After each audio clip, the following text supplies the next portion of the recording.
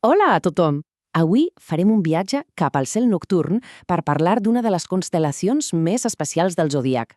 I no parlarem només d'astrologia, sinó d'una història increïble de germanor, de dualitat i fins i tot d'immortalitat que va quedar dibuixada literalment a les estrelles. Vinga, anem a explorar el món de Géminis.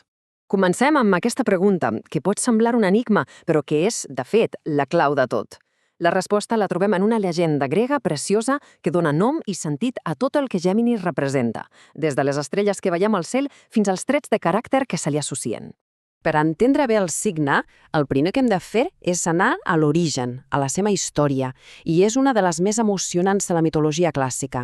És la llegenda dels Dioscurs, és a dir, Càstor i Pòl·lux, dos germans que eren absolutament inseparables, units per un lligam que va demostrar ser més fort que la vida i la mort. Aquí tenim el moll de l'os, la seva dualitat.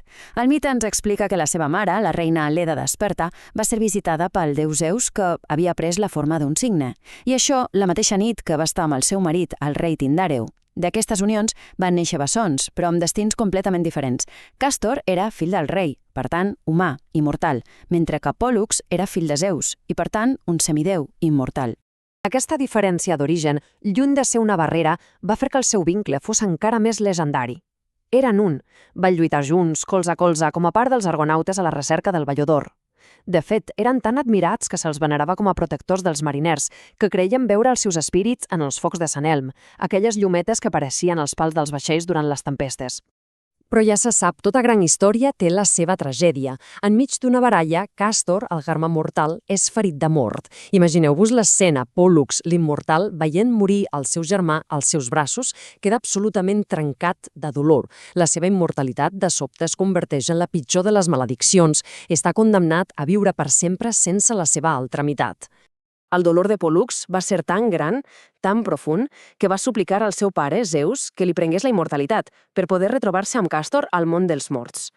Zeus, commogut per aquest amor fraternal tan immens, els va oferir una altra solució. Els permetria compartir la immortalitat, estar junts per sempre, però no a l'inframón, sinó entre les estrelles, convertits en la constel·lació de Géminis, un símbol etern del seu lligam. I aquesta història tan emotiva va quedar, doncs, gravada al cel per sempre. Ara deixem per un moment el mite i anem cap a la ciència, a l'astronomia, per veure com aquesta llegenda es manifesta en un objecte real que tots podem observar.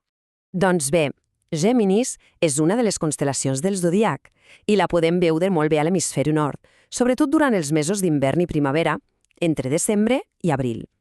La manera més senzilla de trobar-la és buscar les seves dues estrelles més brillants, que justament representen els caps dels dos bessons, Càstor i Pòl·lux. I aquí és on la ciència i el mite es donen la mà d'una manera sorprenent.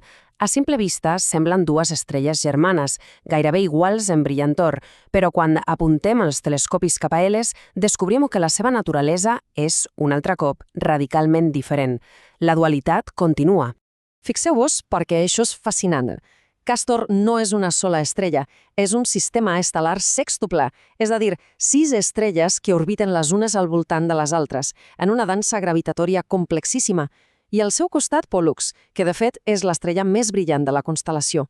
Pòl·lux és una única i solitària gegant taronja, més gran que el nostre Sol, i a més sabem que té, com a mínim, un planeta orbitant al seu voltant. Un sistema múltiple i complex contra un gegant solitari. El mite es repeteix. Però a la constel·lació de Géminis hi passen moltes més coses. És una regió del cel molt dinàmica. Cada desembre, per exemple, podem gaudir d'una de les millors pluges de meteors de l'any, la Gemínides. També hi trobem objectes preciosos, com la nebulosa de l'Esquimal. I per si fos poc, és una zona històricament molt important.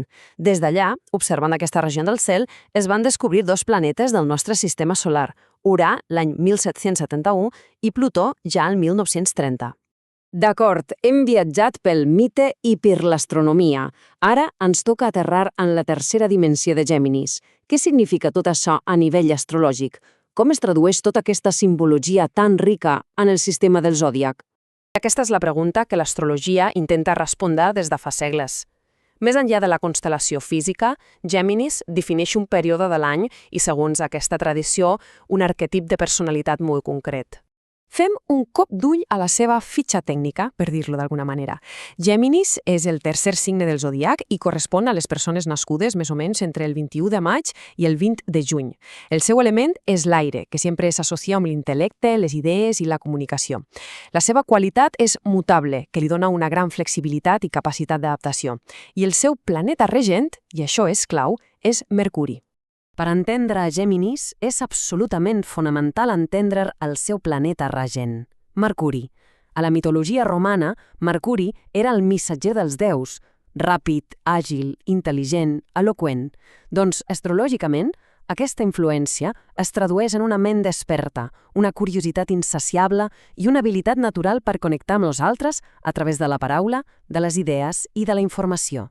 I amb tot això sobre la taula, ja podem fer el retrat final. Com es manifesta tot plegat, el mite dels bessons, l'element aire i la influència de Mercuri en el caràcter que s'atribueix a les persones d'aquest signe? Doncs el perfil clàssic de Géminis destaca per una set de coneixement que no s'acaba mai. Són ments molt ràpides, que gaudeixen aprenent coses noves constantment i sobretot compartint allò que aprenen. La seva naturalesa adaptable els fa molt versàtils, capaços de moure's com peix a l'aigua en entorns i grups socials molt diferents. Són, sense dubte, els grans conversadors del zodíac, plens d'ingeni i sempre a punt per a un bon intercanvi d'idees. Però, com passava al mite, tot el llum té la seva ombra.